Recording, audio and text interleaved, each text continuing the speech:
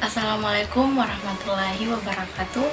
Perkenalkan, nama saya Nurjana. Saya mahasiswa jurusan Pendidikan Guru Sekolah Dasar semester 3 berjalan, Fakultas Ilmu Pendidikan Universitas Negeri Gorontalo. Dengan membuat video ini, saya memenuhi tugas mata kuliah Konsep Dasar IPS di SD yang diampu oleh dosen Ibu Yani Hardianti Mahmud, SPD MPD. Di sini saya mengambil materi kelas 4, yaitu tentang kenampakan alam Indonesia dan keragaman sosial budaya. Kenampakan alam yang dimiliki Indonesia adalah yang pertama, yaitu gunung. Nah, gunung merupakan kenampakan alam yang banyak ditemui di Indonesia, mengingat adanya Indonesia adalah tempat bertemunya 3 lempeng bumi, lempeng Eurasia, lempeng Pasifik, dan lempeng Australia. Pertemuan lempeng menciptakan banyak gunung di Indonesia. Indonesia sendiri memiliki gunung biasa dan gunung berapi aktif di wilayahnya.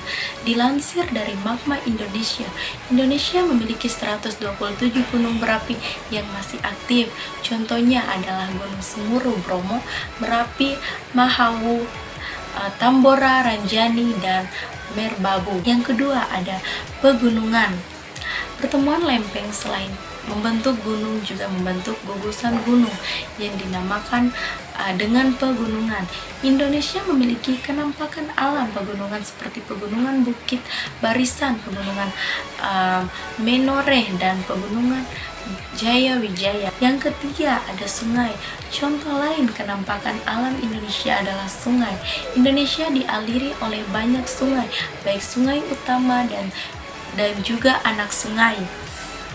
Sungai di Indonesia memiliki ukuran yang sangat beragam, dari yang panjang hingga yang pendek, dari yang lebar hingga yang sempit. Contoh kenampakan sungai di Indonesia adalah Sungai Mahakam, Sungai Mamberamo, dan Sungai Musi. Juga ada Sungai Bantimurung, Sungai Martapura, Sungai Indragiri, dan lain-lain. Yang keempat ada danau. Danau merupakan genangan air dalam permukaan bumi yang cekung. Indonesia memiliki banyak danau, dari mulai danau besar, situ danau air tawar, juga danau air asin. Menurut Kementerian Negara Lingkungan Hidup dalam Danau Indonesia tahun 2007, Indonesia memiliki sekitar 840 danau dan 735 danau kecil atau yang sering disebut sebagai situ. Contohnya adalah Danau Toba, Danau Tiga Warna, Danau Sentani, dan Danau Batur. Yang kelima ada selat. Indonesia memiliki kenampakan alam berupa selat mengutip air nasional geografik. Selat adalah perairan sempit yang menghubungkan dua pikiran besar. Contohnya, selat di Indonesia adalah Selat Sunda, Selat Malaka, Selat Karimata, dan Selat Bali. Yang keenam ada teluk. Teluk adalah laut yang menjorok ke daratan. Contoh kenampakan alam teluk di Indonesia adalah Teluk Ciletu, Teluk Banyu Biru, Teluk Sibolga, Teluk Banten, Teluk Lombok, dan lain-lain. Juga ada Tanjung. Tanjung adalah kebalikan dari teluk, yaitu daratan yang menjorok ke laut. Contoh tanjung yang memiliki Indonesia adalah Tanjung Bakal Tua, Tanjung Batu, Tanjung Genteng, Tanjung Layar, Tanjung Pinang, Tanjung Sele, dan Tanjung Walor. Yang kedelapan ada pulau. Pulau merupakan kenampakan alam yang dimiliki oleh Indonesia. Indonesia memiliki banyak pulau. Terakhir ada hutan. Kenampakan alam selanjutnya yang bisa dilihat di Indonesia adalah hutan. Melansir dari situs Kementerian Lingkungan Hidup dan Kehutanan Republik Indonesia pada tahun 2020, Indonesia memiliki total jumlah hutan seluas 88,4 juta hektar.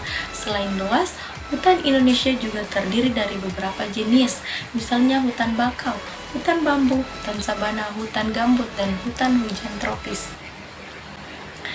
Selanjutnya masuk di keragaman sosial budaya.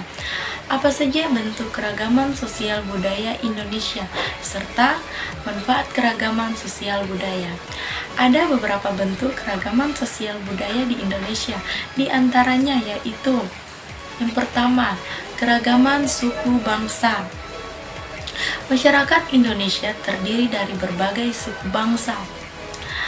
Misalnya ada teman-teman yang merupakan keturunan suku Betawi, suku Melayu, suku Sasak, suku Bugis, suku Dayak, dan berbagai suku lainnya. Yang kedua, keragaman bahasa. Di Indonesia ada berbagai bahasa daerah. Bahasa daerah apa yang digunakan di tempat tinggalmu? Beberapa contoh bahasa daerah Indonesia antara lain bahasa Batak, bahasa Sunda, bahasa Banjar, bahasa Alor, dan masih banyak bahasa lagi. Indonesia, keragaman rumah adat. Suku-suku di Indonesia memiliki rumah adat dengan ciri khas masing-masing.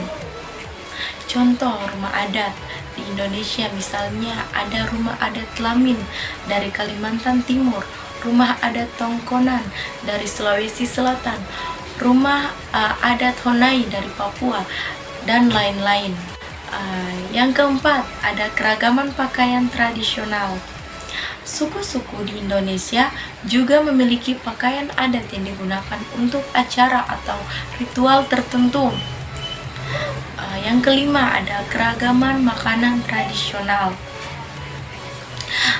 Setiap daerah di Indonesia juga memiliki makanan khasnya masing-masing. Juga makanan khas berbagai daerah itu memiliki kekhasan rasa, bumbu yang digunakan juga bahan yang berbeda-beda. Selain keragaman-keragaman di atas, bentuk keragaman sosial budaya lainnya di Indonesia misalnya ada keragaman kesenian seperti tari dan alat musik, keragaman agama, hingga keragaman upacara adat. Kita masuk manfaat keragaman sosial budaya Indonesia. Beberapa manfaat keragaman sosial budaya Indonesia antara lain